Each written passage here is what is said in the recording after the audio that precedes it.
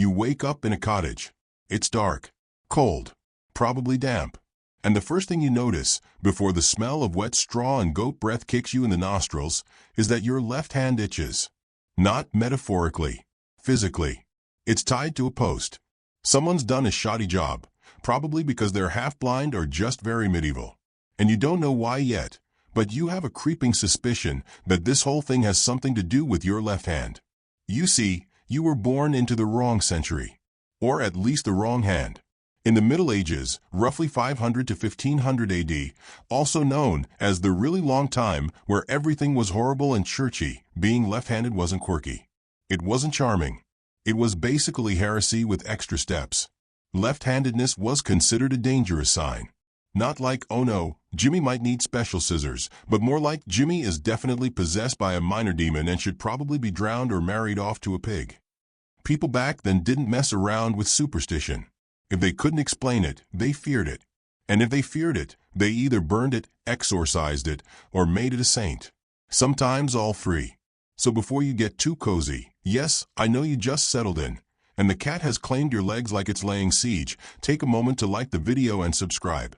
But only if you genuinely enjoy this slow descent into historical nonsense. And drop a comment below telling me where you're watching from and what time it is for you. I love seeing how many of you are drifting off from different corners of this chaotic planet.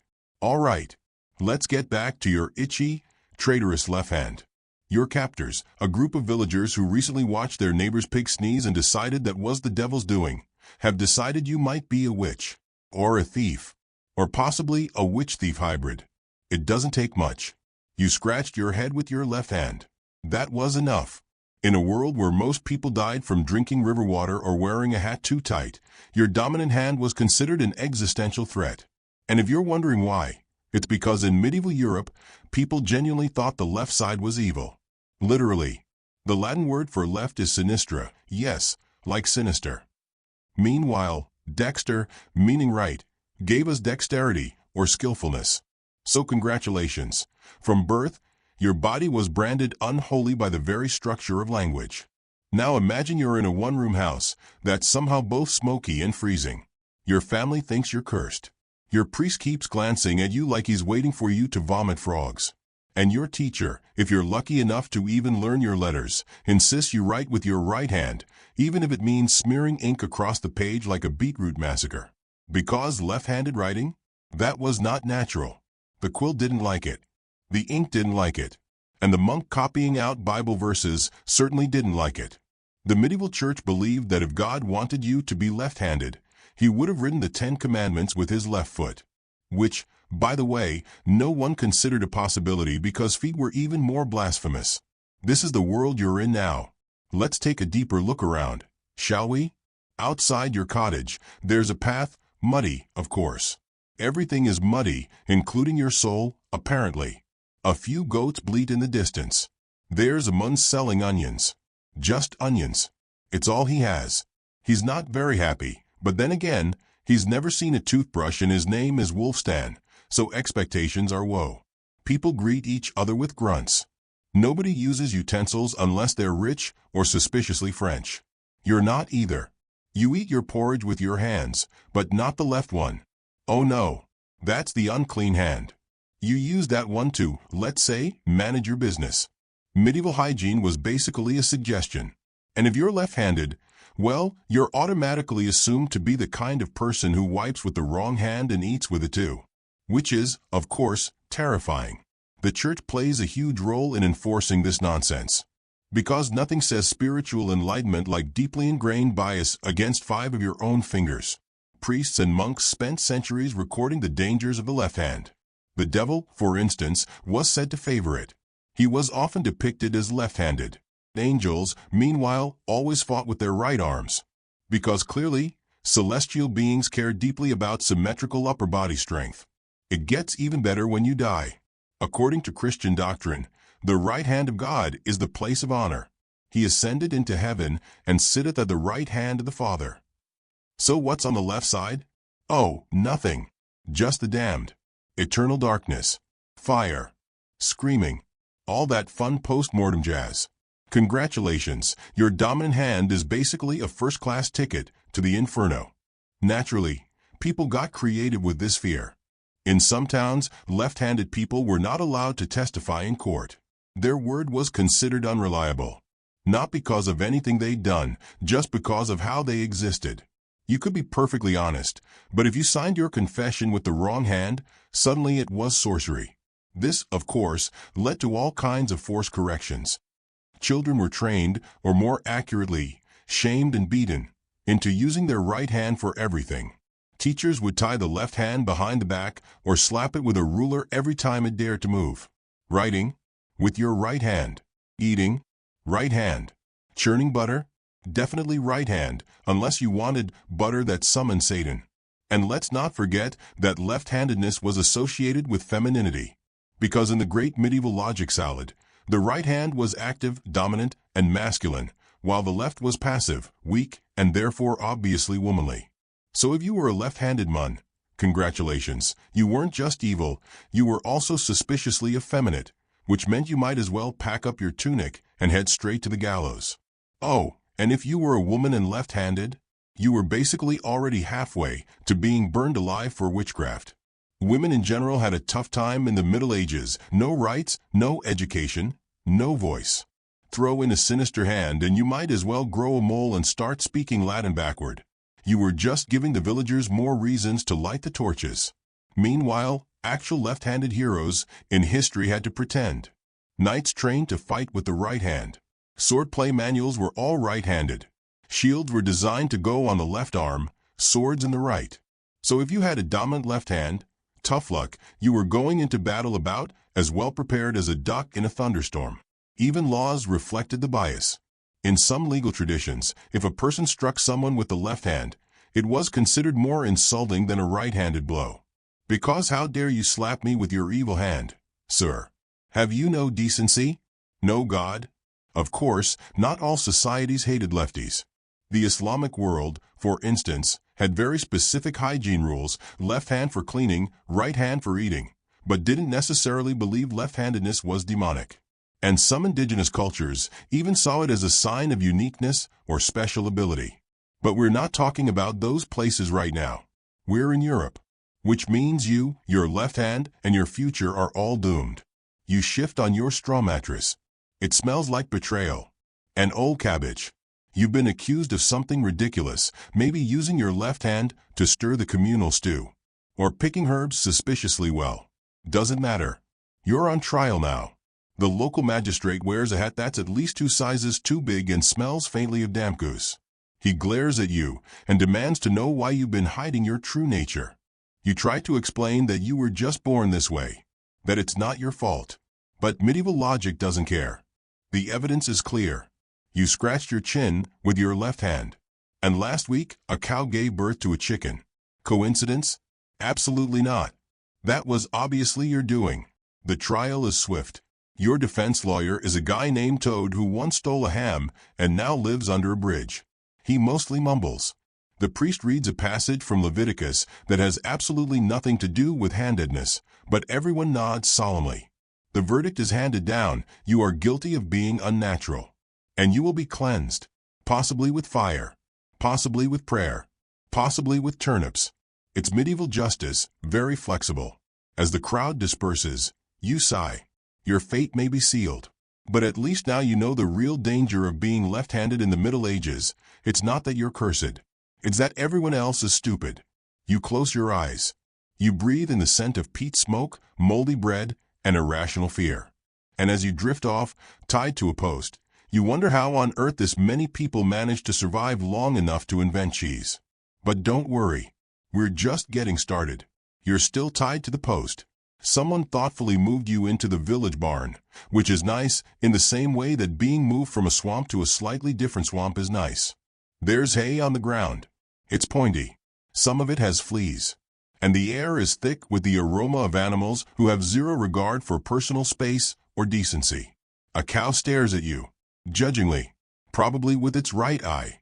Your left hand throbs a little, not from injury, but from the sheer amount of historical baggage it's carrying. Congratulations, you're now a one-person allegory for the cultural rejection of difference. It's a slow night. You've been forgotten for the moment, which is sort of a medieval mercy, really. No one's yelling at you about devils. No one's swinging a torch. You get some peace and quiet.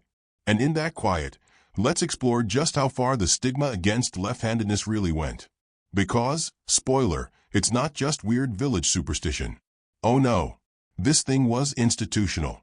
Let's begin, comfortingly, with education. If you were lucky, and by lucky, I mean your parents weren't dead and the church didn't hate you too much, you might have gone to a monastic school. These were quiet, drafty places full of long benches, harsh discipline, and books chained to desks like they were prisoners. You'd be taught Latin, of course. No one cared about your local language. That was for peasants and witches. And if you dared to write with your left hand, it was seen as a moral failing. Not just a mistake. A character flaw. Writing was sacred. The scribe's craft was treated as an act of worship. The words had to be clean, precise, and most importantly, right-handed. So what did they do? They punished it. Repeatedly. Teachers tied hands, broke quills, slapped wrists. And not in a tis-tis sort of way. We're talking about full-blown disciplinary measures. Because obviously, little Jeffrey writing with his left hand was 2 steps away from summoning Beelzebub in cursive. Even the very construction of the alphabet was against you. Medieval scripts, like Carolingian minuscule or Gothic script, were designed with the right-handed scribe in mind. Left-handed writing smeared ink. It distorted lines. It was untrustworthy. So the system was set up to break you in quietly humiliating ways, until you conformed. Education wasn't just about learning. It was about erasing what didn't fit. And if you're thinking, surely, some enlightened people knew better? Well, yes. Sort of. But not in Europe. Not in the mud-covered, fever-ridden, leech-happy Middle Ages. This was not a place known for tolerance, or logic, or decent shoes. Let's zoom out a bit. In medieval art, right and left are deeply symbolic. Religious paintings almost always put good things, angels, Christ, saints, on the viewer's right. Bad things, devils, heretics, tax collectors, show up on the left.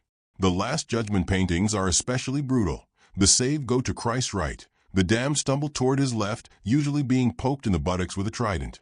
And if that sounds suspiciously directional, that's because it is. Left was where the chaos went.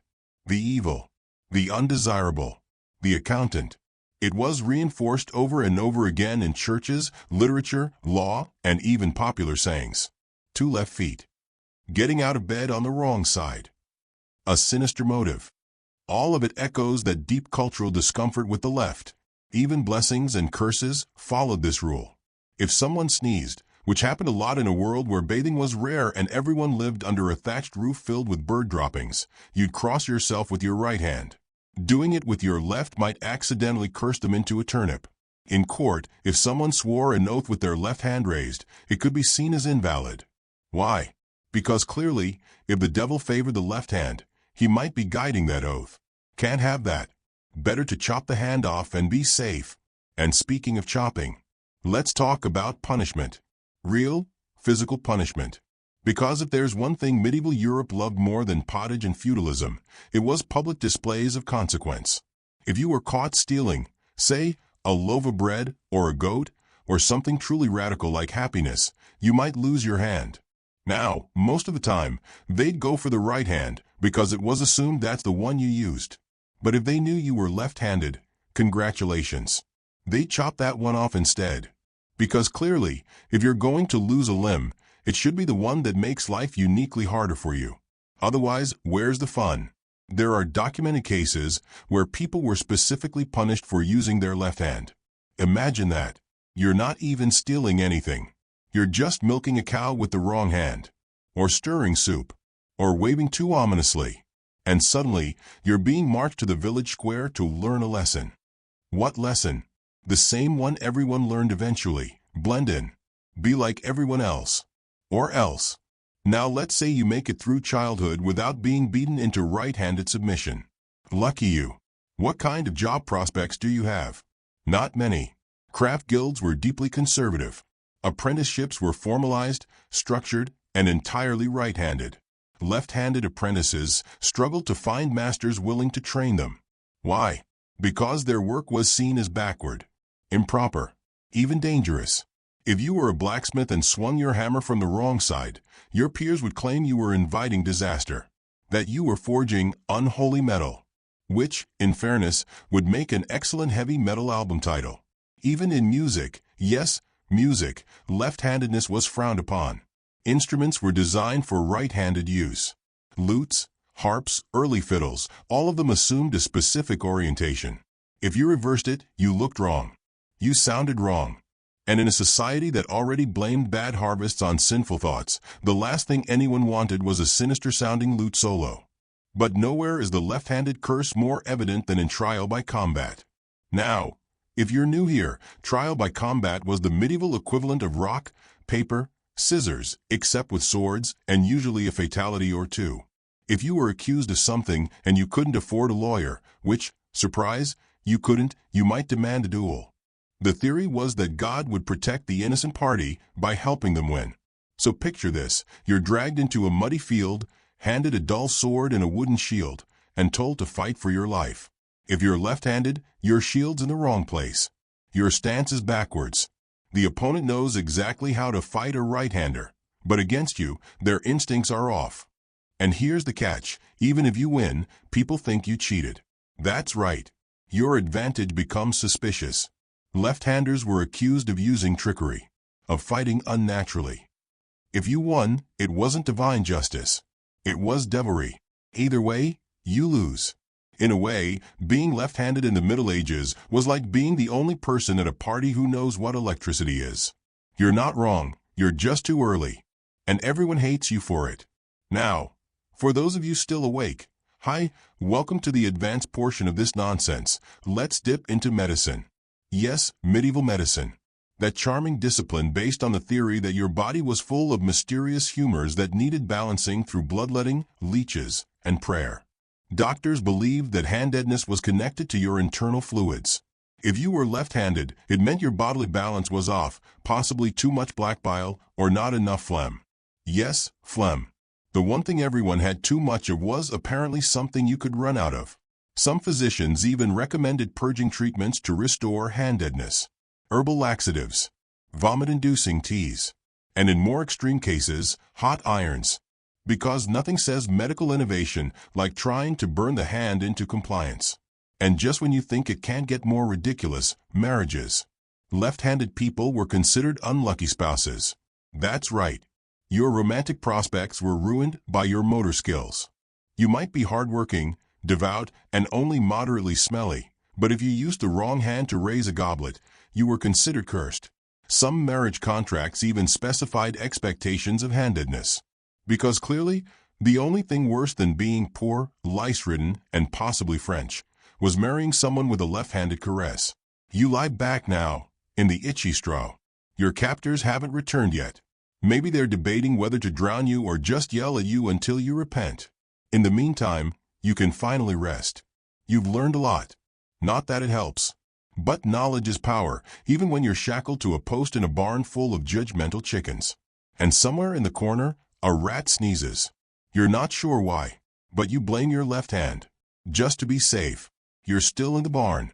But someone, in their infinite generosity and medieval charm, has untied your wrists. Sort of. Only one wrist, actually, the left one. A test, perhaps. Or maybe they were just hoping to see which hand you'd use first, so they could know whether to scream which or just dumb. Either way, congratulations, you're free-ish. A goose is looking at you funny. Probably because you just used your left hand to swat away a flea. Somewhere, a monk just rolled over in his sleep and sensed it. You'll pay for that in confession. But before the townspeople return with pitchforks, or dinner, or both, let's continue digging through the remarkably dusty and paranoid history of left-handedness.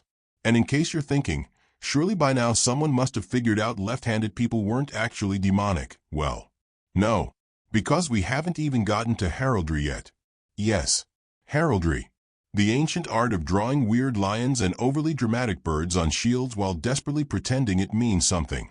So you're a noble.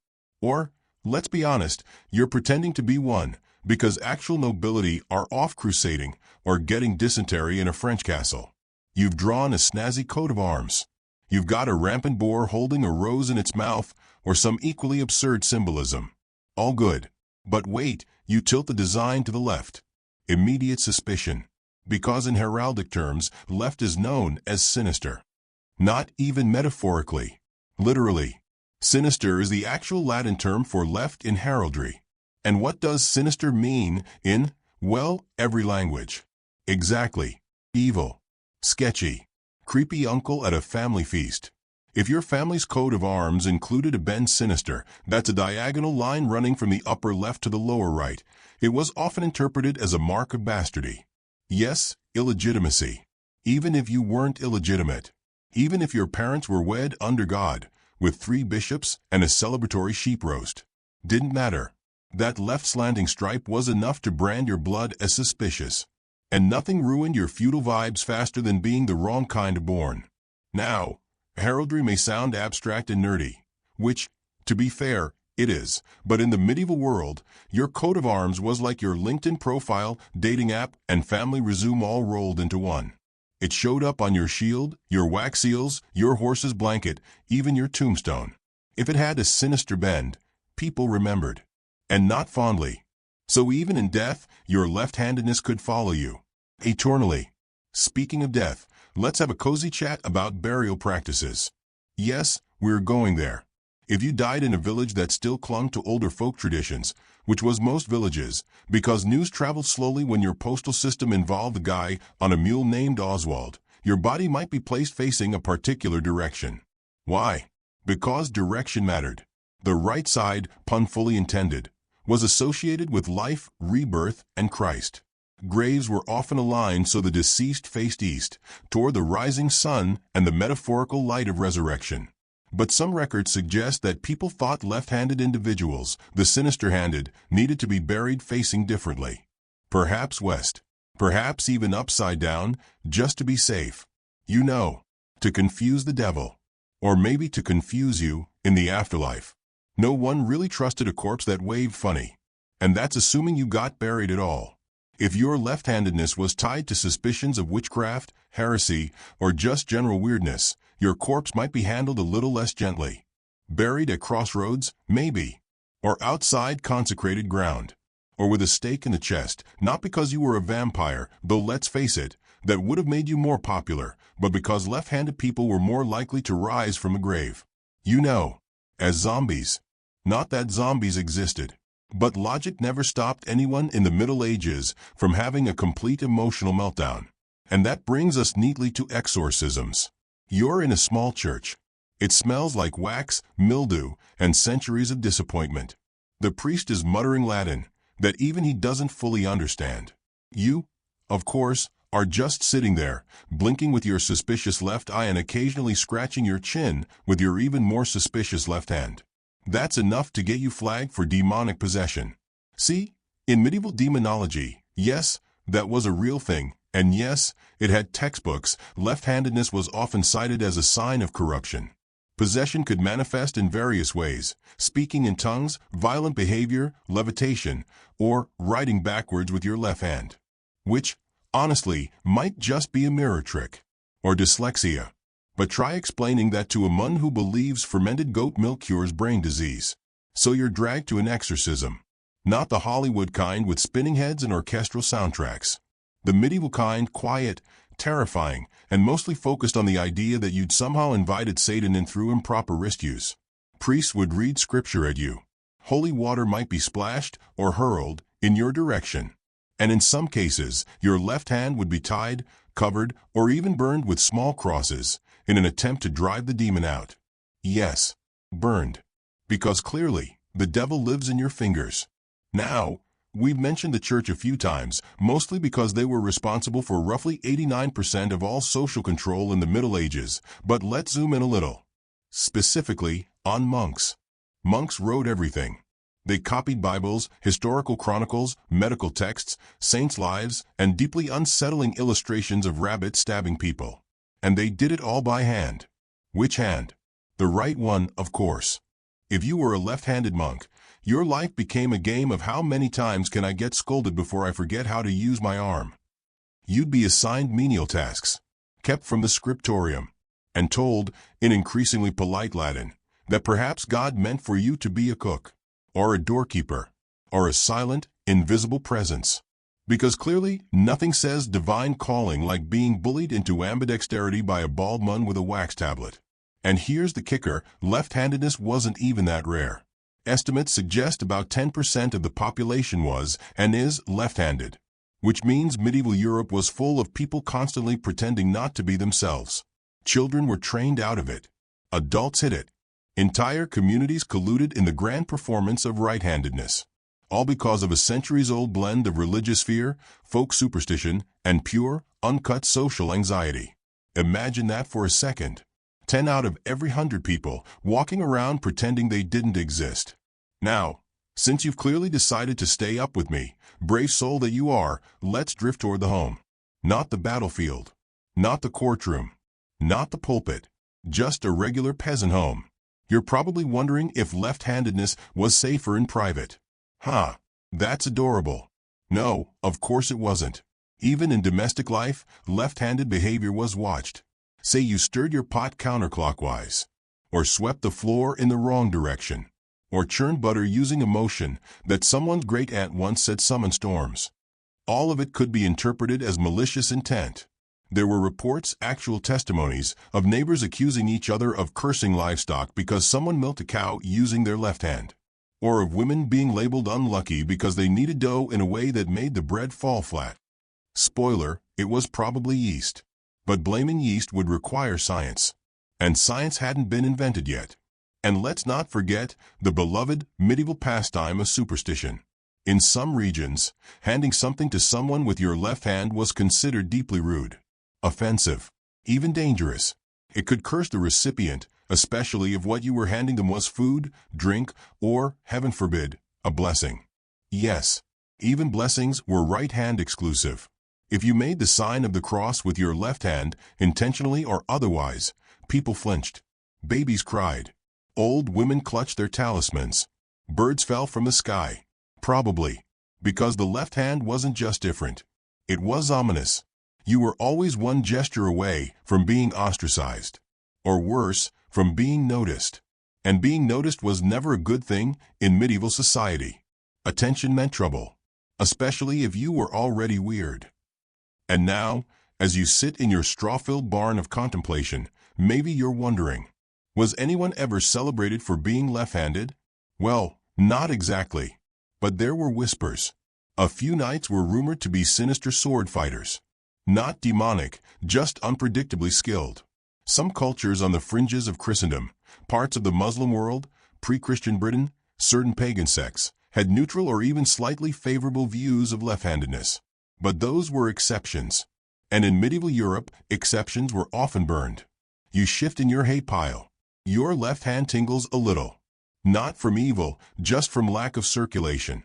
You try to sleep, but the goose is still watching. Maybe it's left-footed. Maybe it understands. Or maybe it's just waiting. For now, rest easy. You're not a heretic yet. Just misunderstood. You wake up. Well, wake up is generous. More like gradually regain consciousness while wondering why your mouth tastes like chic. You sit up in the barn, hair full of straw, breath full of regrets, and you notice something weird. Your left hand is tied again. Not tightly, just symbolically. Which, in medieval logic, makes complete sense. Because clearly your soul needs regular reminders of which side of your body God allegedly prefers. The goose is gone. Suspicious. You suspect it's tattling. But you don't have time to ponder barnyard espionage, because today we're talking about something far more violent than straw pillows and judgmental poultry. Something that brought the fear of left-handedness to an entirely new level. Combat. Yes. Swords. Shields. Spears. The good old days of stabbing people politely, with honor, and preferably not from a left. Because if there's one thing the medieval world hated more than a heretic, it was an unpredictable fighter. And left-handed people? They were the most unpredictable of all. Let's begin with something gentle. Like dueling. Picture this, you're in a courtyard.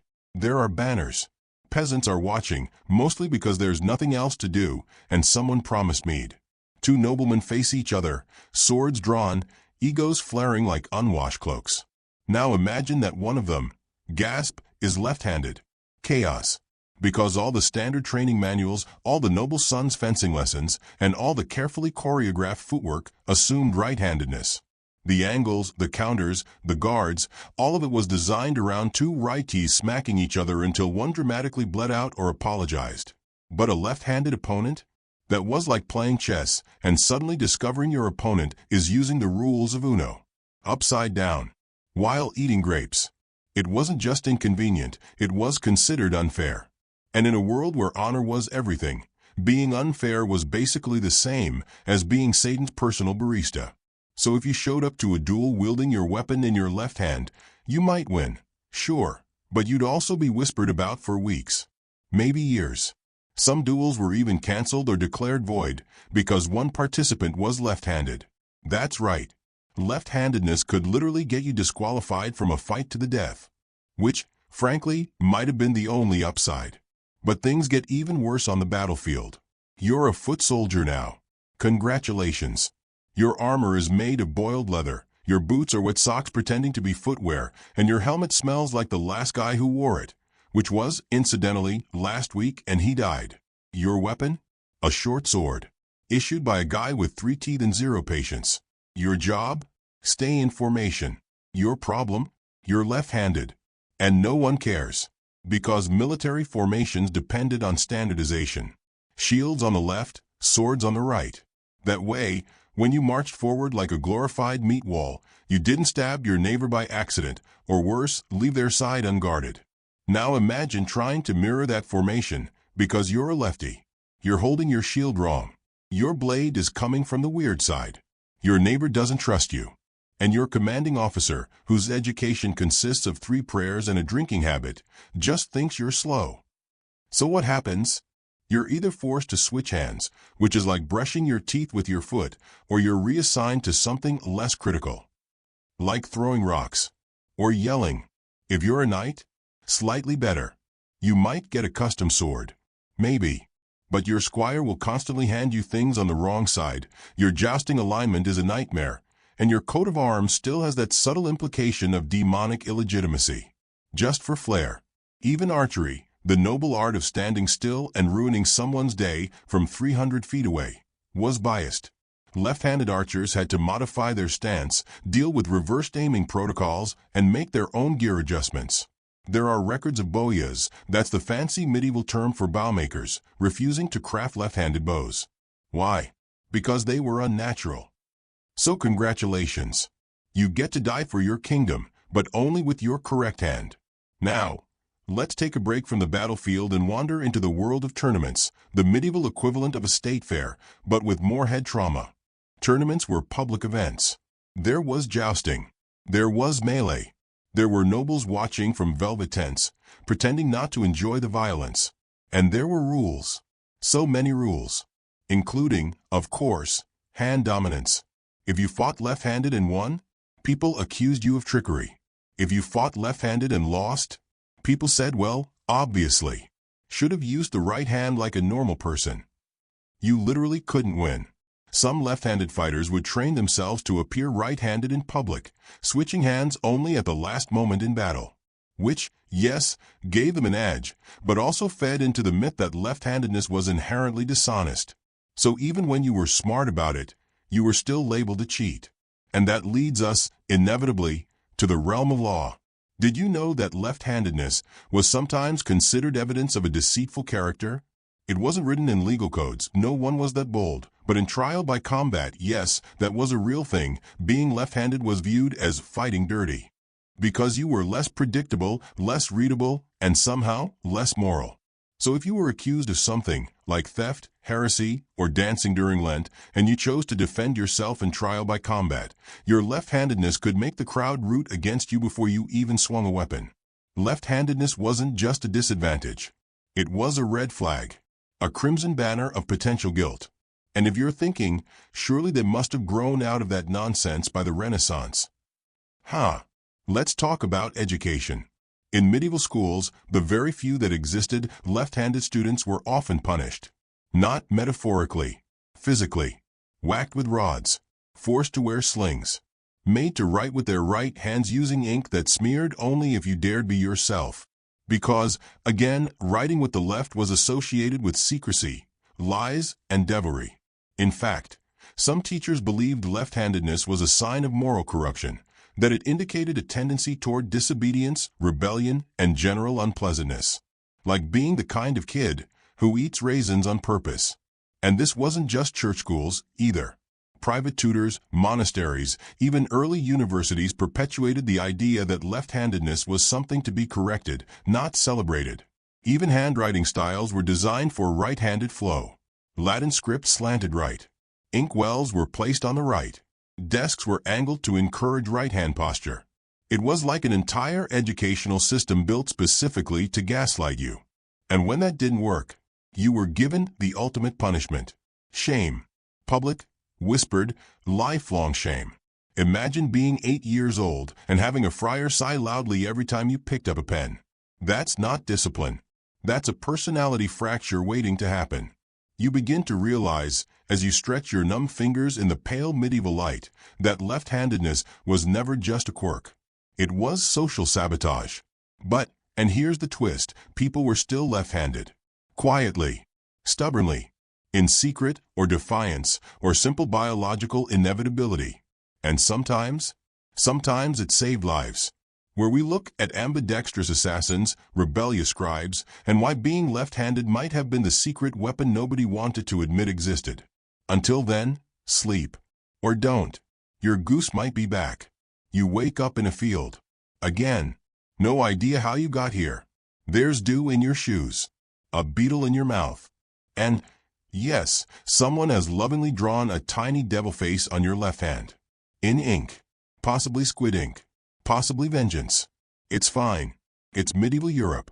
Being randomly unconscious outdoors is considered normal, even fashionable, especially if you're poor. You wipe the beetle off your tongue with a sleeve that smells like soup made entirely of moss, and you try to remember what day it is.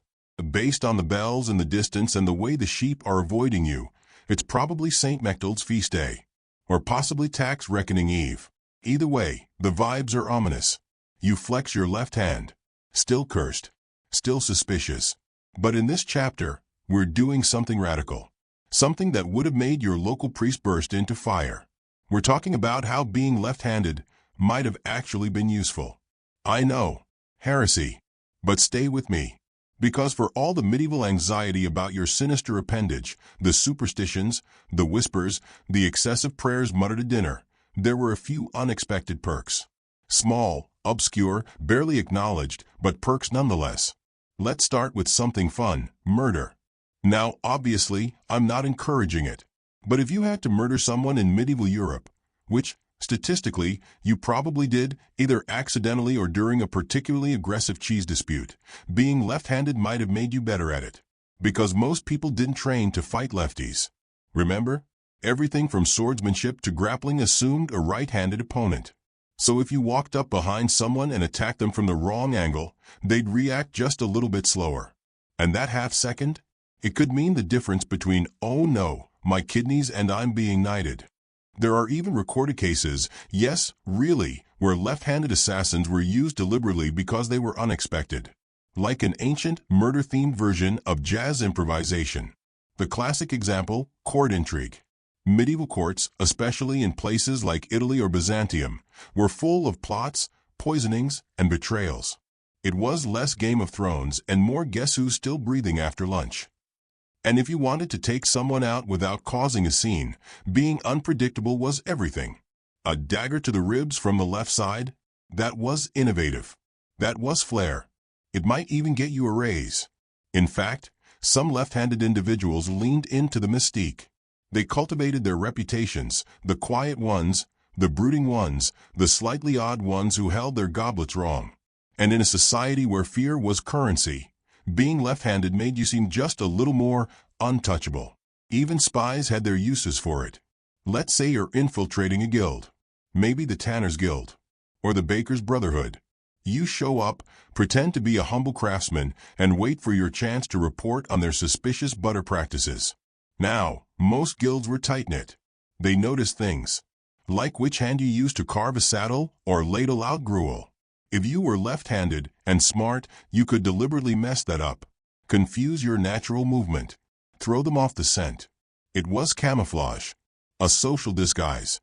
Left-handedness, not just a liability, a tool. And while we're being subversive, let's talk about scribes. Yes, the ink-stained introverts who sat in monasteries copying texts one slow, miserable letter at a time, using pens made from birds and patience mined from the very bowels of purgatory. Most scribes were forced to use their right hands. We've covered that. But some of the sneaky ones? They trained both. Ambidexterity was rare. It was considered unnatural and suspicious, and probably a sign that you were in league with squirrels. But for a handful of brilliant, stubborn monks, ambidexterity was freedom. Why? Because manuscript copying was brutal. Hours hunched over, ink smudging, cramps, boredom so intense it could full time. Switching hands gave your muscles a break. It let you keep working without pausing to weep over your swollen knuckles. Some monasteries even valued this secretly. The faster you could copy a book, the more valuable you were. And if you happened to be a lefty who trained yourself to work both ways, suddenly you weren't a liability. You were an asset. Of course, you couldn't exactly brag about it. That would have led to questions. And probably an exorcism. But still, in the quiet corners of scriptoriums, a few left-handed scribes probably smiled smugly to themselves while illuminating yet another saint's elbow. Speaking of smug, let's talk about gamblers. Oh yes, medieval people gambled. Constantly. Cards, dice, chess, rat-watching contests, you name it. And while cards didn't show up until the late Middle Ages, once they did, the left-handed had a sneaky edge. Why? Because dealing from the wrong side of the deck confused people. It threw off their expectations. And if you were subtle, practiced, and morally flexible, you could use that to manipulate outcomes. A few flicks of the wrist, a tilt of the hand, a distracted opponent, and suddenly you've won enough money to buy yourself half a pig and 2 suspicious glances from a parish priest. Left-handedness, the medieval equivalent of card counting. Now let's scale up. Forget gamblers. Let's talk generals. There weren't many left-handed commanders in medieval Europe. Most were trained from childhood to suppress that instinct. But in rare cases, very rare, a left-handed strategist might deliberately use asymmetric tactics. Because war isn't fair. It's not supposed to be. And if your enemy expected you to flank right, but you went left, if your formations moved in weird patterns, if your cavalry emerged from the wrong side of the valley, you could win a battle just by breaking the rules of choreography. It's hard to prove that any specific general did this because they were left-handed, but historians have noticed a few suspiciously unorthodox victories, where everything went sideways in just the right way. Coincidence? Maybe. Or maybe some left-handed peasant boy grew up, joined the army, pretended to be normal, and then used his secret advantage to absolutely demolish a French supply caravan. We'll never know. But I choose to believe. Because let's be honest, the medieval world was brutal. You had fleas, no dental care, and a 30% chance of being burned at the stake if your neighbor didn't like your hat. So if being left-handed gave you any advantage, even just one that helped you not die immediately, it mattered. Even in medicine, such as it was, there were curious moments of left-handed survival. For instance, some battlefield surgeons noticed that left-handed people survived certain injuries at higher rates. Because they were holding their shields or weapons differently, they were hit differently. And in a few recorded cases, that weird angle meant the blow missed something vital. Imagine that. Living through a medieval sword fight because your brain was wired to scribble with the wrong hand. We call that evolution. Or dumb luck. Either way, it's a win. And of course, we can't forget legends. Stories. Myths. Whispers around the hearthfire. Even though society told everyone that left-handedness was bad, cursed, sinister, unnatural, somewhere deep in the folklore, there was always a flicker of something else. Power. The weird hermit who lived outside the village and healed people with herbs? Left-handed. The knight who never lost a duel but always fought backwards. Left-handed. The witch who outwitted the bishop, cursed the grain, and turned into a raven at will? Definitely left-handed. Sure, these characters were feared. But they were also respected. Remembered. Spoken of in that quiet, reverent way that means we don't like it, but we also don't want to cross it. That's not shame. That's mythology. And in a culture that believed deeply in omens, symbols, and signs from beyond the veil, left-handedness carried a weight that went beyond mere superstition. It was a marker, a warning, a possibility. And while most of the time that meant fear, sometimes it meant fascination, even admiration. Which brings us, finally, to art. Yes, art. Even in a world where most people couldn't read, art mattered. Tapestries, altarpieces, frescoes painted in cold churches by people with frozen knuckles and ambitious brushstrokes. And every so often, historians find evidence, subtle, technical, hard to fake, that suggests the artist was left-handed. The strokes go the other way. The brush angles are reversed. The ink flow suggests a non-dominant orientation. And when they find that, they marvel, because it means that someone, in a world that hated their difference, still made something beautiful, still created, still left a mark that nobody could erase, even if their neighbors thought it came from the devil. So here you are, sitting in a damp field, shirt half unbuttoned, ink on your cursed left hand. You might be weird. You might be feared. You might be misunderstood by literally every living authority figure. But you, dear listener, might also be brilliant, or at least weird enough to survive. You wake up in church, not because you were praying, not because you sought spiritual enlightenment, but because you were dragged here by a neighbor who saw you stirring your porridge with the left hand and is now convinced you need divine intervention, or possibly an exorcism. It smells like incense, mildew, and that one time a monk spilled fish stew behind the altar and didn't tell anyone for 3 months. Someone is chanting. Someone is crying. Someone just coughed up something that might have had a tail.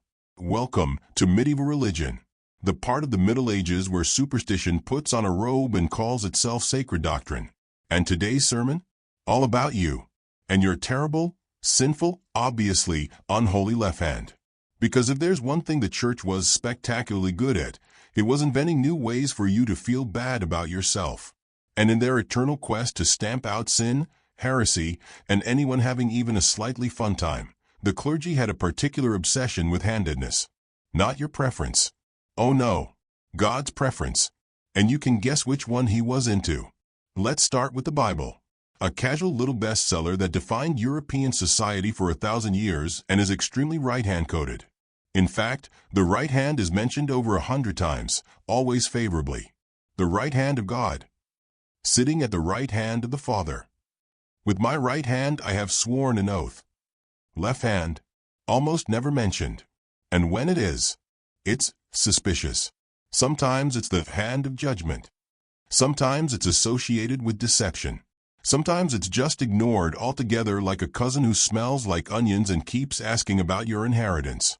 So from the very beginning, Christianity set the tone. Right hand equals holy. Left hand equals slightly possessed. And if you were unfortunate enough to write, gesture, or, heaven forbid, bless someone with your left hand, that wasn't just weird. That was blasphemous. Let's look at the liturgy.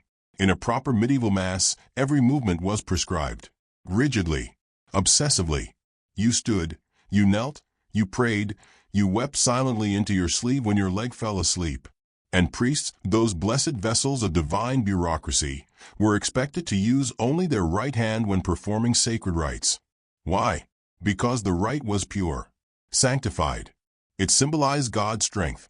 The left was unpredictable, shadowed, potentially full of demons. So if you were an aspiring monk or priest with a dominant left hand, you had 3 options. Learn to use your right hand. Be seen as spiritually defective.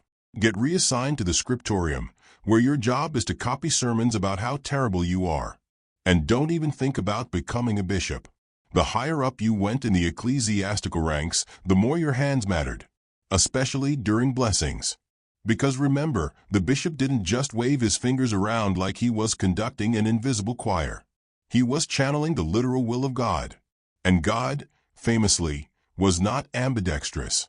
So when you see medieval artwork, those glorious gold leaf depictions of saints and angels, they're always holding sacred items in their right hand. The chalice, the cross, the holy relic shaped like someone's toe. Always the right. The left, free to hang awkwardly at the side like an anxious intern at a wine tasting. But wait, it gets better. Let's talk sacraments. The big 7. Baptism, communion, confirmation, confession, marriage, holy orders, and last rites. Each one was a moment of extreme religious importance. And each one came with specific gestures, many involving hands. And here's the catch: the wrong hand, the left hand, could invalidate the sacrament. Imagine it. You've just walked 10 miles in the snow to get baptized. You've stood in line behind 3 crying babies and a guy who smells like pickled eels. The priest dips his hand into the sacred water, but oops, uses his left. Congratulations. You're still going to hell. Don't worry. It's just doctrine. This wasn't a joke, by the way. There were entire theological arguments over whether using the wrong hand, even accidentally, ruined the blessing. Church councils met. Monks argued. Pages of Latin were written in cramped, annoyed script by someone who probably hated both hands by the end of it. And because everything in medieval theology had to be hyperliteral, the symbolic importance of the hands took on terrifying significance. The right was order, obedience, heaven. The left was disorder, rebellion, hell. Guess which hand they said Lucifer used? Yes, that one. Guess which side of Christ the damned sit on in literally every medieval painting of Judgment Day? Correct again. The left. There's even a Latin term, sinistra. Yes, that's where we get the word sinister. It originally just meant left, but because the church kept associating it with badness, it slowly mutated into its modern meaning: evil, creepy, vaguely uncomfortable, like a tax collector who keeps winking at you. And don't think this was just metaphorical.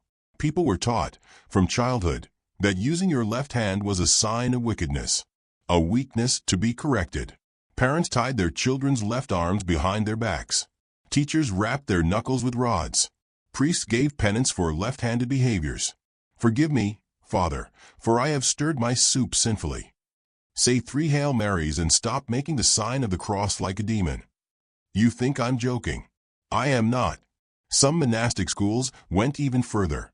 They believed that the devil could enter through the left hand, like it was some kind of cursed doorway, a spiritual mouse hole for Satan to crawl through and whisper, "Hey, let's skip evening prayers and go desecrate a tomb."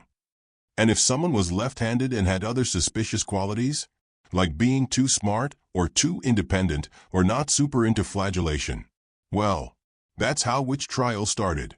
And this wasn't just peasant-level superstition. This was official. Let's look at the Malleus Maleficarum, the infamous 15th century witch-hunting manual.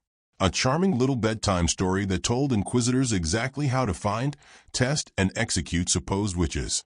Guess what's listed as a sign of demonic association? Yep, left-handedness. Along with birthmarks, cats, and knowing how herbal tea works. If you ever stirred a potion with your left hand, or, let's be honest, just stirred a pot of onions and herbs while being a woman with opinions, you were suspicious. Maybe even marked by Satan himself. Even saints got dragged into this madness.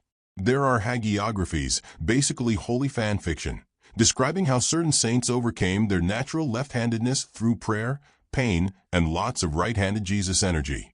One account of Saint Albinus of Angers, yes, real name, no he didn't sell tires, includes a dramatic moment where he burns his left hand on a candle to purge the sin of imbalance. Do not try this at home. But again, it wasn't just the burning. It was the symbolism, the belief that the body reflected the soul. And if your dominant hand was wrong, your soul might be wrong too. So what do you do with someone who's spiritually off-kilter? You punish them, or isolate them, or, if you're feeling misciful, retrain them. Force them to become something they're not, so they can fit into the sacred geometry of a world that doesn't understand them. Let's take a quick breath here. You're still in church. The candles have burned lower. The monk in the corner has finally stopped coughing up beetles. You're thinking about your left hand, the one you use to brush your hair, to hold a spoon, to write secret letters under the bed when you're supposed to be asleep. And you're wondering, why does this matter so much? Why did they care? Because control. That's why. Medieval religion was about order, hierarchy, everyone in their place, facing the right way, kneeling at the right time, blessing with the right hand. And left-handedness was rebellion in miniature. It said, I exist outside your expectations. I move differently. I think differently. I don't fit into the mold. That scared them. And anything that scared them had to be sanctified, punished, or erased. But here's the beautiful, tragic, oddly satisfying truth. They never could erase it. Left-handed people kept being born, kept stirring their soup weird, kept painting, writing, thinking, surviving. Despite the prayers, despite the penance, despite the entire weight of a church that tried to make them feel like walking blasphemies with ink-stained fingers. Because handedness, like curiosity, doesn't care about doctrine. And sometimes the most quietly radical thing you can do is just exist. So here you are, in a church that hates your dominant hand, listening to a monk ramble about sacred geometry while a pigeon poops gently onto a fresco of St. Francis. You're left-handed. You're tired. You're possibly cursed. But you're still here. You wake up in school. Not your school. Not the one with the oddly sticky floors and mandatory dodgeball humiliation.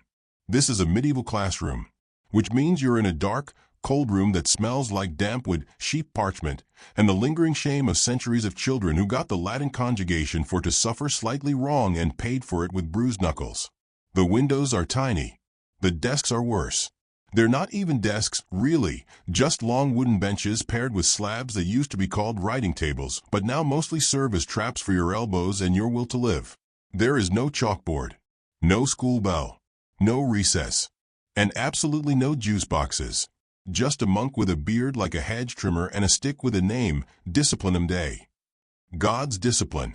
You're about to learn your letters, but you've already made a mistake. You picked up your quill with your left hand. Bad move. Let's begin. Medieval education, in theory, was about shaping the mind. In practice, it was also about shaping the body, preferably into something right-handed, right-thinking, and God-approved. And if you were left-handed, congratulations. Your whole existence was now a problem to be corrected. And not just with stern glances or disappointed sighs. No, we're talking physical, psychological, and theological correction.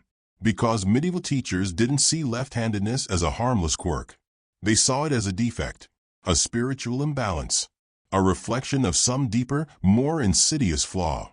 And what do medieval institutions do with flaws? They beat them. They shame them. They write long Latin treatises about how you must be cleansed, corrected, or confined to the barn with the noisy pigs, and that one child who asks too many questions about geometry. Let's start with writing. Latin script, especially the Carolingian minuscule, the elegant, round style developed under Charlemagne, was optimized for right-handed writers. The flow of the letters, the curve of the quill, the slant of the parchment, everything was designed with the assumption that your right hand was doing the work. Left-handed scribes? They had a bad time. Ink would smear. The flow was backwards. The angles were awkward. Every time you tried to copy a manuscript, it looked like someone spilled squid guts on a prayer scroll and called it a day. Which means if you were a lefty, you were more likely to be singled out, criticized, and retrained. Retraining was very popular. It usually went like this.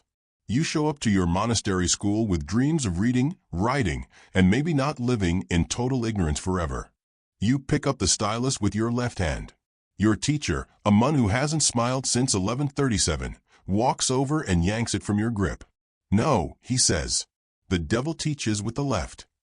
He then places the quill into your right hand, tightens your fingers around it like you're holding a weapon you didn't ask for, and tells you to try again.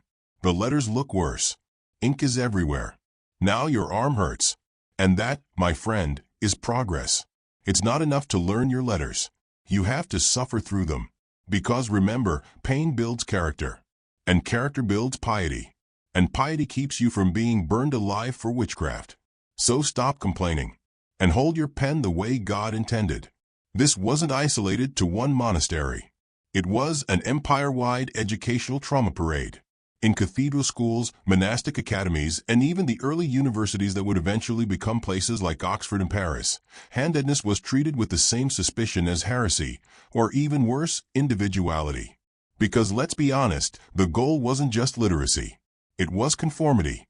The ideal student wrote the same letters, the same way, with the same hand, at the same angle, on the same kind of parchment, in the same bleak lighting, while coughing quietly into their sleeves.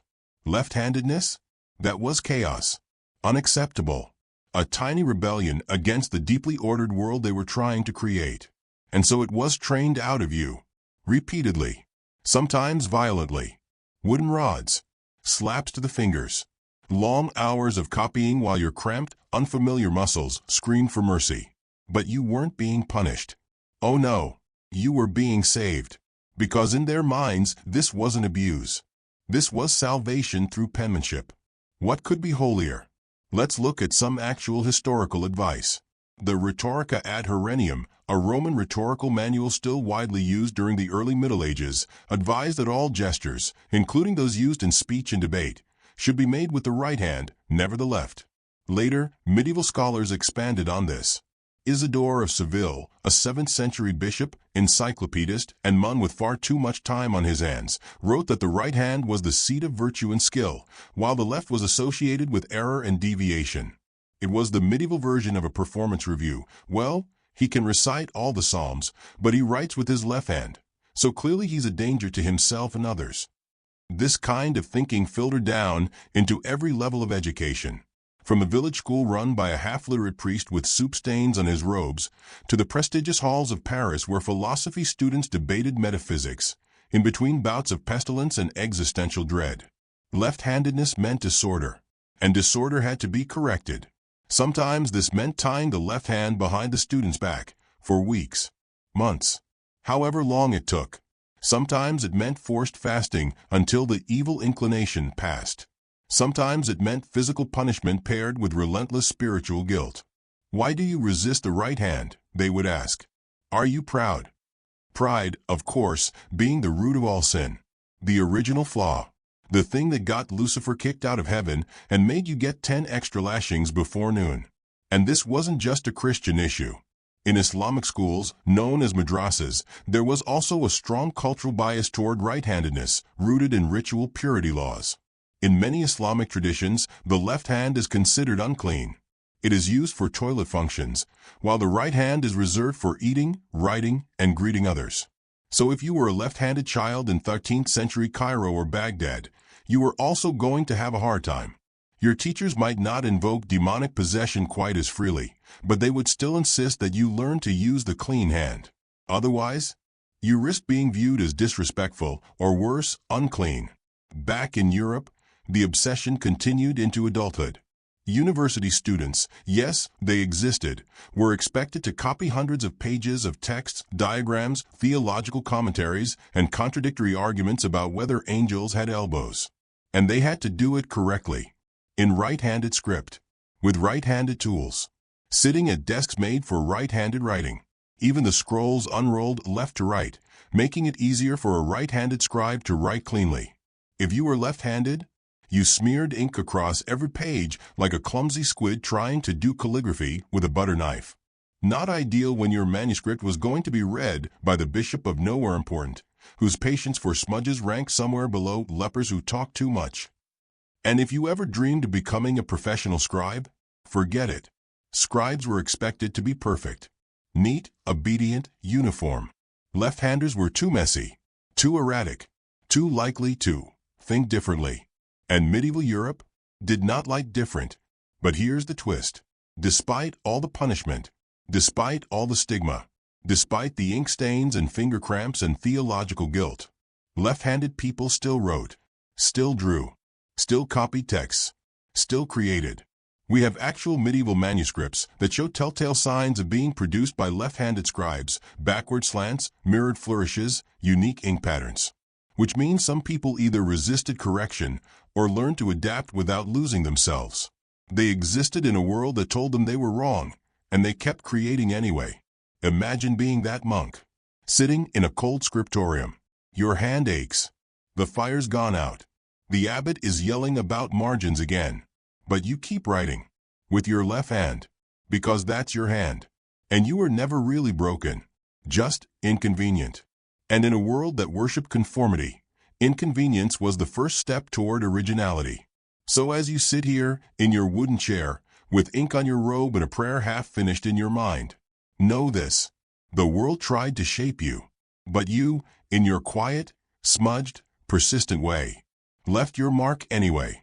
You wake up in the middle of a duel. It's not entirely clear how you got here.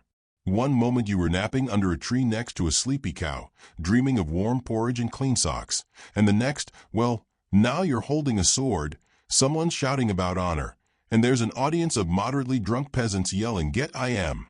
The problem? You're left-handed. And this isn't just a mild inconvenience like being allergic to bee stings or having a name nobody can pronounce at Starbucks. No, this is a scandal. Your opponent, a right-handed, mustached man named something like Sir Blathering of Pain in the Neck, is already scowling at you. He doesn't like this. He doesn't like you. And he especially doesn't like that your grip is unnatural. You're holding the sword with your left hand. It's time we talked about combat. Because in the medieval world, being left-handed wasn't just a weird quirk that got you extra prayers at church. It was a tactical nightmare. Not for you, necessarily, but for everyone else. And that made you suspicious.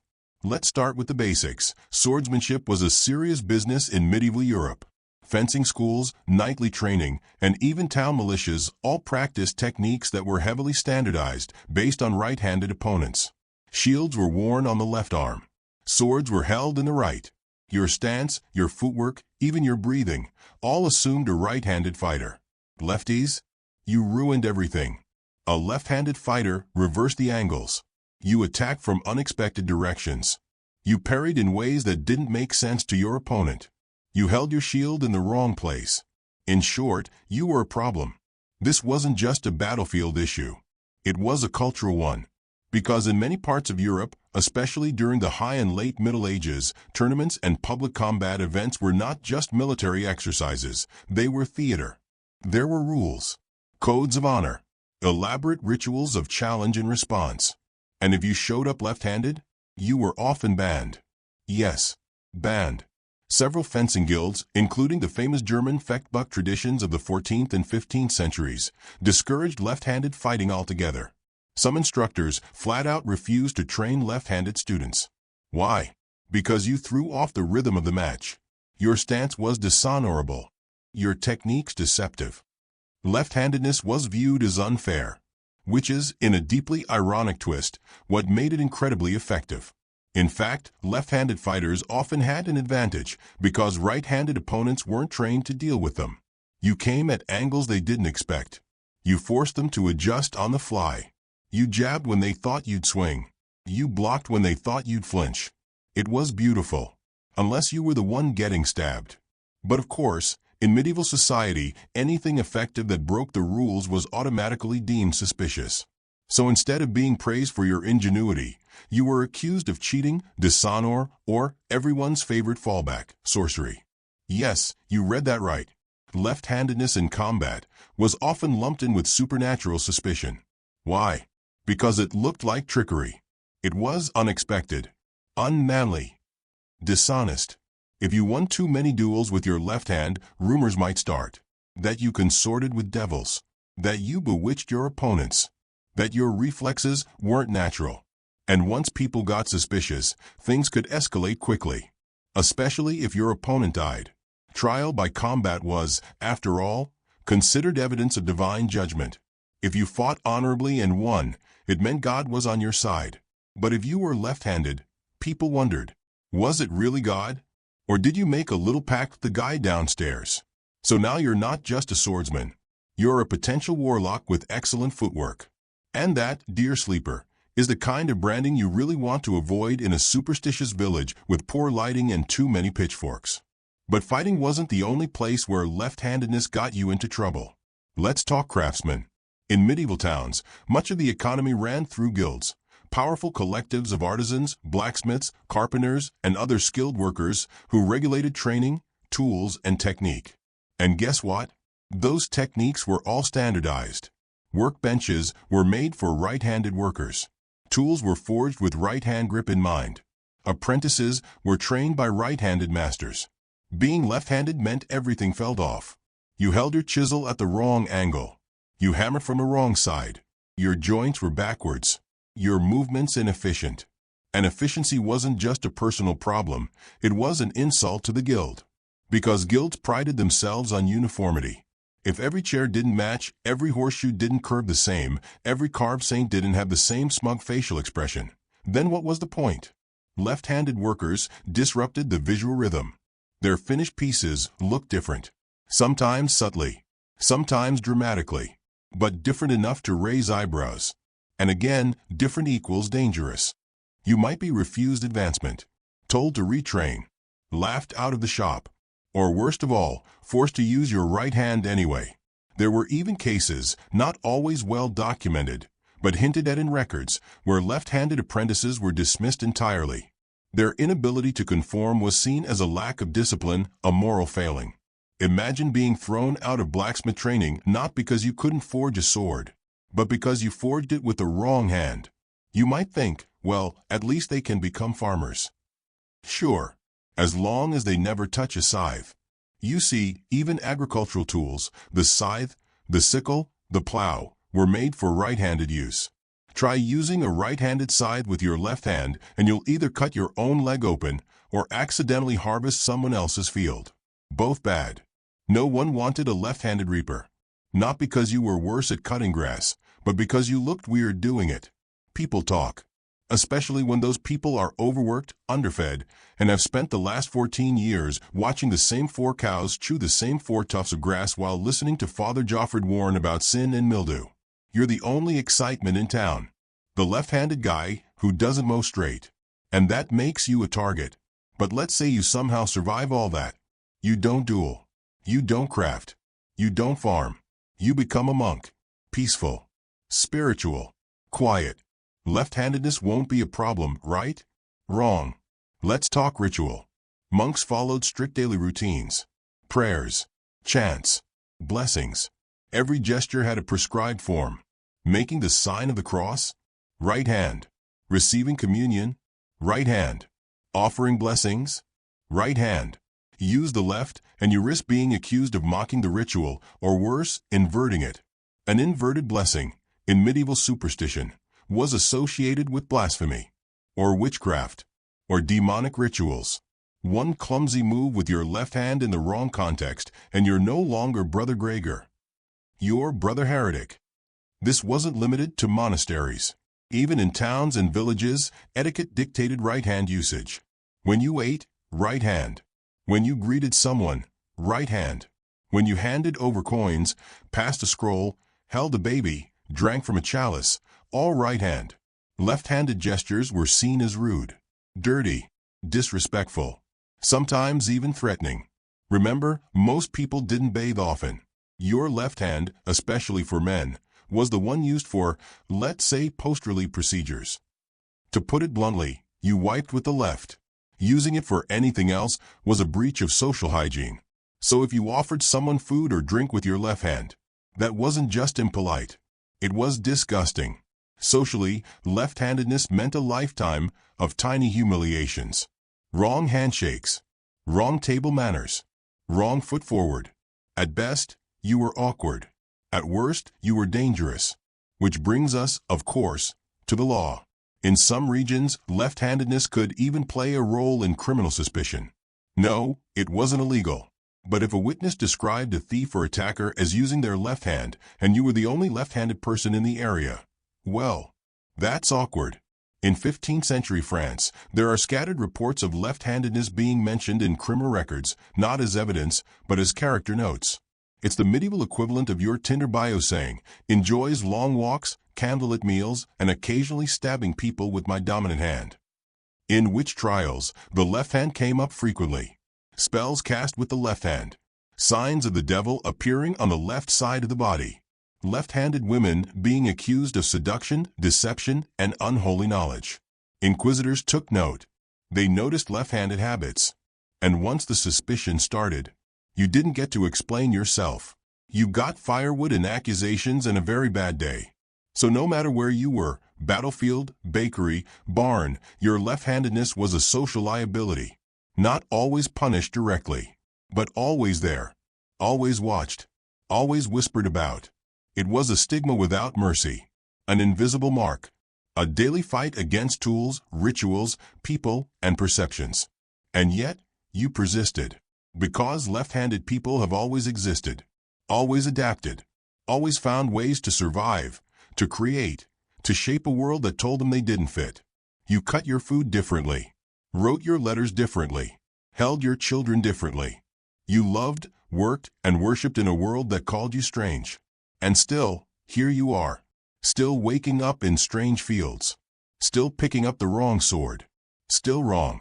Still unapologetic. Still you. You're on trial. Not a dramatic witch trial with torches and a screeching mob. Not yet, anyway. No, this is more formal. More organized. Somehow, that makes it worse. The courtroom smells like mildew, damp straw, and someone's extremely unwashed dog. There's a judge in robes who hasn't blinked in 7 minutes. There's a scribe scratching notes into parchment like it's a personal vendetta. And there's you, sitting on a wooden bench that makes your thighs go numb in ways that seem medically unsafe. Your crime? You handed someone a loaf of bread with your left hand. The courtroom gasps. Your defense attorney, who is actually a local priest and part-time beehive inspector, sighs dramatically. You try to look repentant, but mostly you just feel itchy. This, friends, is where left-handedness enters the moral dimension. So far, we've covered how being left-handed in medieval Europe made you a problem in combat, crafts, etiquette, and general survival. But here in the court, in the grand echoing halls of medieval law and theology, it becomes something deeper. Not just weird. Not just inconvenient, but wrong. Morally, spiritually, theologically, wrong. Let's take a moment to remember that most people in medieval Europe didn't read. Not because they were lazy, but because books were rare, literacy was expensive, and parchment cost more than your entire yearly cheese budget. So instead of reading moral philosophy, they got it from sermons, stories, and symbols. And in those symbols, the left side was the bad side. Let's talk biblical metaphors. The Bible, the medieval West's favorite book, and arguably their only one that wasn't about saints or leprosy, is full of symbolic references to the right and left. And spoiler, the right is always the good one. You've got the right hand of God, where Christ sits in glory. Angels appear on the right. Salvation is promised to those on the right.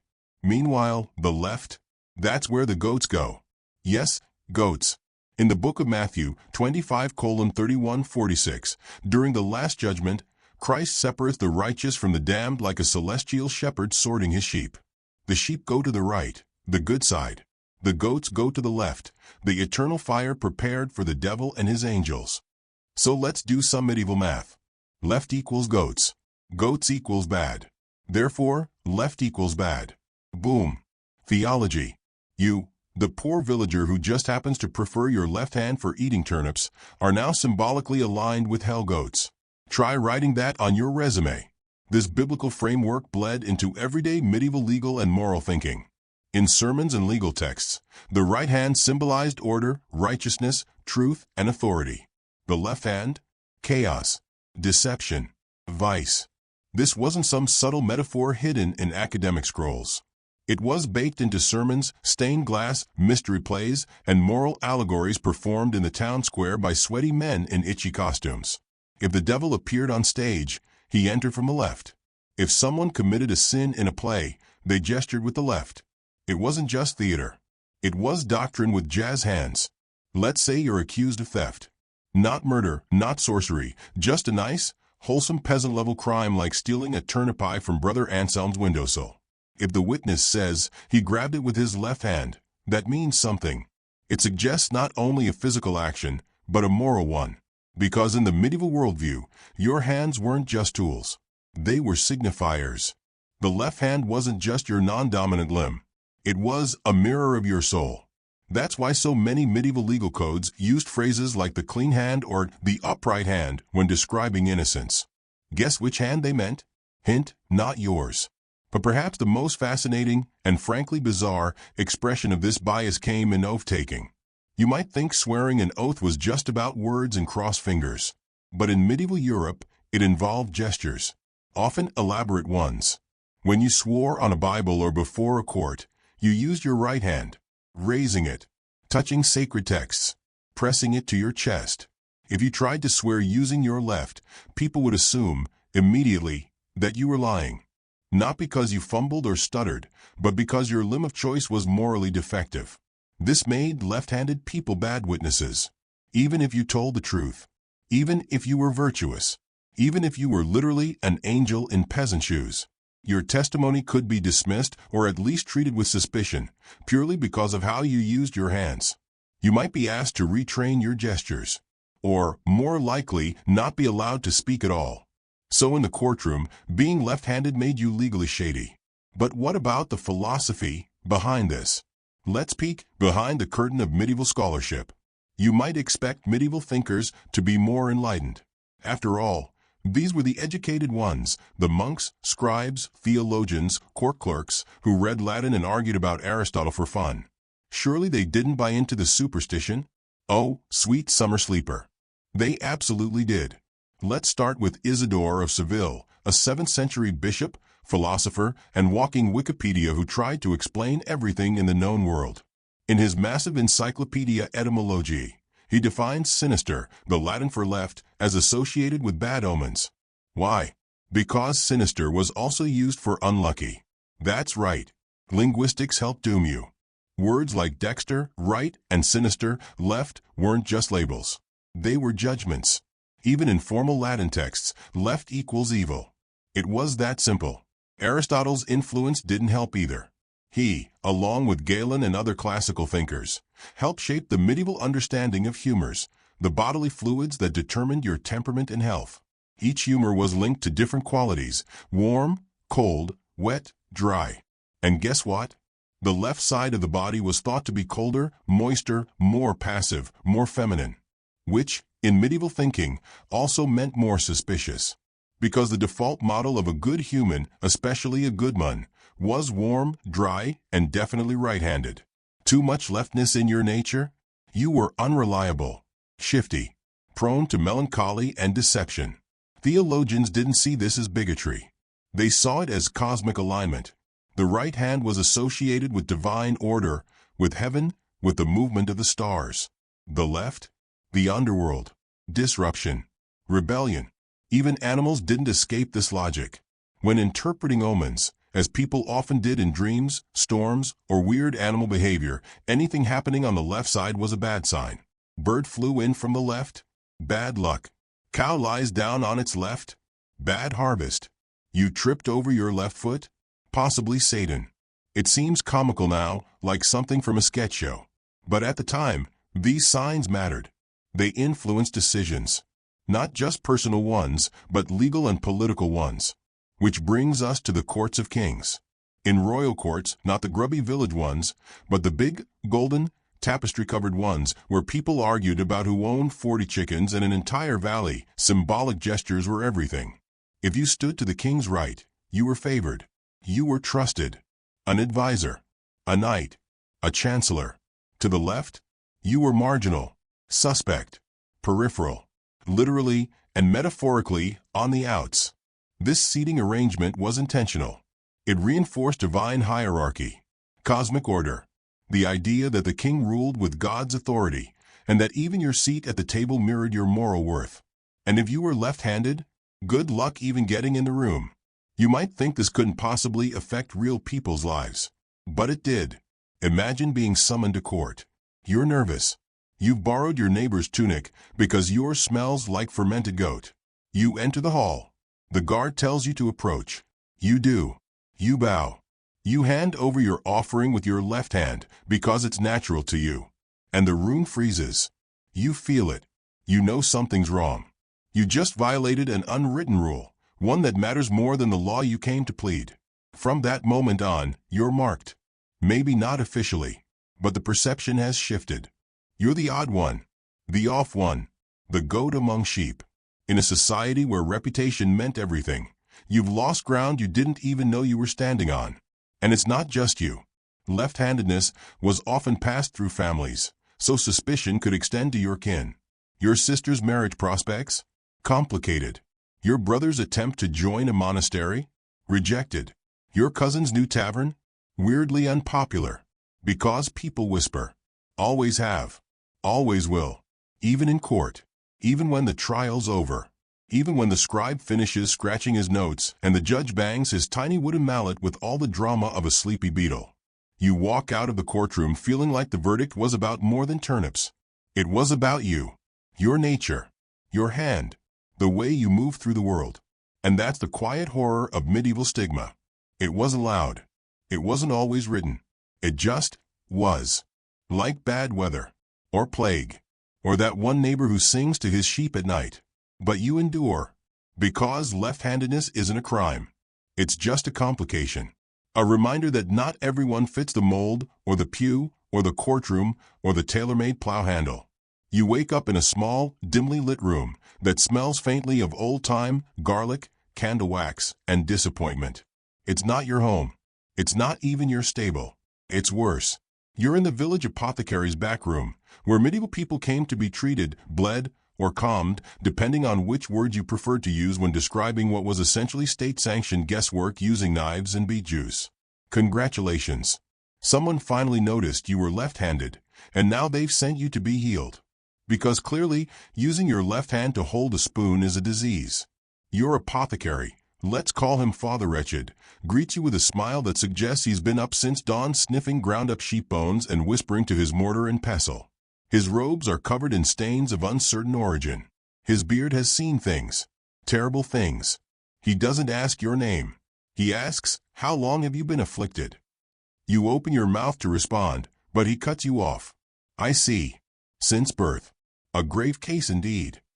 He gestures to the bench, a medieval slab covered in straw, goose feathers, and what might be dried eel.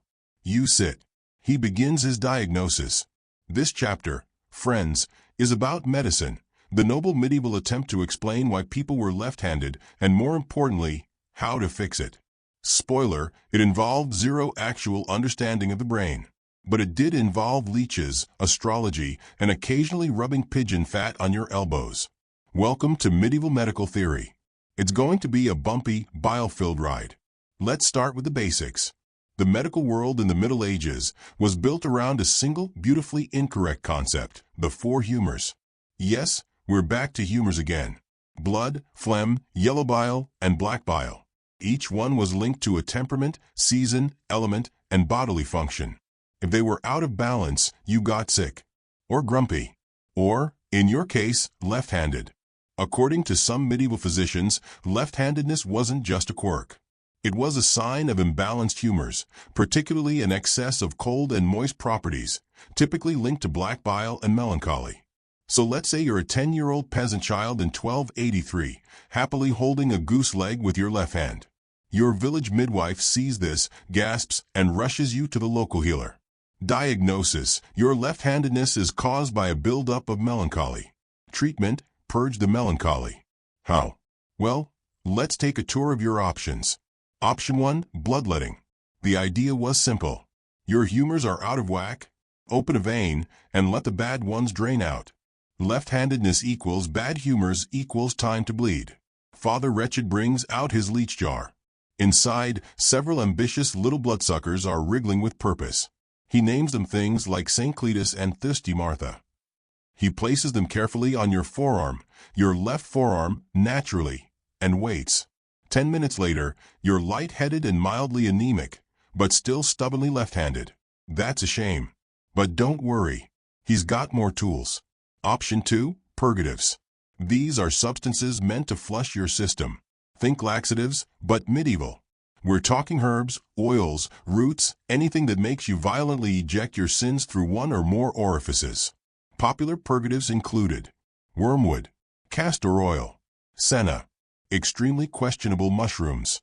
Side effects included dizziness, nausea, dehydration, and visions of Saint Apollonia tap dancing with frogs.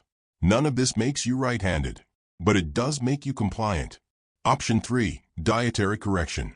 Since humors were also linked to food, you might be prescribed a right-handed diet, one intended to warm your body, dry your humors, and bring balance to your inner alignment.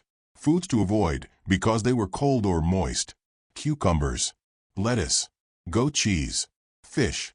Foods to eat: roasted meats, hot wine, onions boiled in vinegar, toasted barley dipped in more hot wine. Basically, medieval medicine told you to fight your left-handedness with roasted onions and chronic dehydration, which is also how some modern juice cleanses work, funnily enough. Still left-handed? Time for more drastic measures. Option 4, manual retraining. Yes, even in medieval times, people tried to correct your handedness. Teachers, priests, and well-meaning aunts would tie your left hand behind your back to encourage use of the right. This wasn't just about function. It was a moral and spiritual training exercise. The logic went something like this. The right hand is righteous. The left hand is suspicious. Therefore, if we force you to use the right hand, your soul will follow. It's like dog training, but with fewer biscuits and more guilt. You're 6 years old, trying to write with a stick dipped in ink. Your teacher slaps your left hand with a rod every time it twitches. "Stop using the devil's hand," she says sweetly, while adjusting her wig made from goat hair. You cry. Not because it hurts, though it does, but because this makes no sense. The ink runs. Your letters look like worms trying to escape. But you keep trying, because otherwise it's back to the leeches. Still no progress? Then we move to Option 5, Astrological Intervention.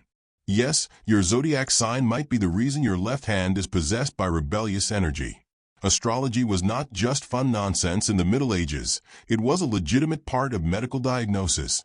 Healers would cast your natal chart to determine whether your planetary alignments favored deviation. Let's say Mars was ascendant in your birth hour and Jupiter was retrograde in Virgo. This, according to your local sky watcher, means you were destined for war, confusion, and awkward eating habits. Recommended treatment: prayers to Saint Dominic, abstinence from cabbage, and wearing a specially blessed pendant made from iron, fox teeth, and dried plum pits. Still using your left hand? Clearly, you're cursed. Let's not forget, in cases where the cure didn't work, medieval people often decided the condition wasn't medical after all. It was spiritual. And if it's spiritual, well, now you need an exorcism. It starts with holy water and ends with you being smacked lightly with a palm branch while a monk screams Latin into your ear. Somewhere in the background, a goat sneezes ominously. You survive. But only just. By the 14th century, medical texts began compiling remedies for left-hand usage, often mixed in with advice for treating nosebleeds, epilepsy, and demonic possession. Which tells you exactly how left-handedness was ranked in the hierarchy of medical concern. These remedies included wearing amulets on your right wrist, sleeping on your right side, breathing through only your right nostril for 12 minutes every morning. I'm not making this up. Avoiding mirrors, cats, and stairs on Thursdays. Again, none of this worked. But it gave people the illusion of doing something. That's the heart of medieval medicine, trying to control the terrifying chaos of life with ritual, guesswork, and parsley. And if that didn't work, you blame God. Or demons. Or your mother's womb. Yes, medieval embryology had opinions too. Some thinkers believed handedness was determined in the womb, based on which side of the uterus the child developed in. Left side? Bad. Obviously. This meant your mother's body, that untrustworthy, mysterious vessel, had betrayed you. Nice.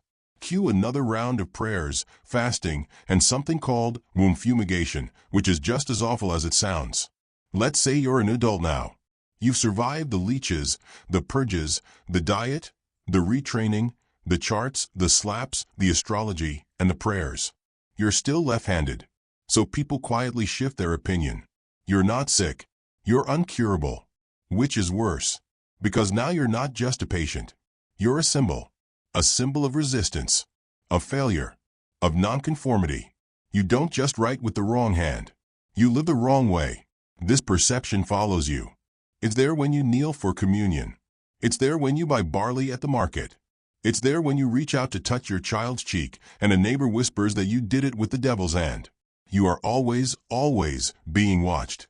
And yet, despite all of this, despite centuries of theology, medical nonsense, superstition, and slap-happy teachers, you survive. Your left hand keeps writing, keeps holding, keeps building, keeps doing what needs to be done. Because you're not cursed. You're just different. And while the world tries to leech that difference out of you, you endure. Quietly, softly, relentlessly. Like moss on a tombstone. Like a candle that refuses to gutter in the wind. Like a peasant who eats turnips with the wrong hand and dares to smile about it.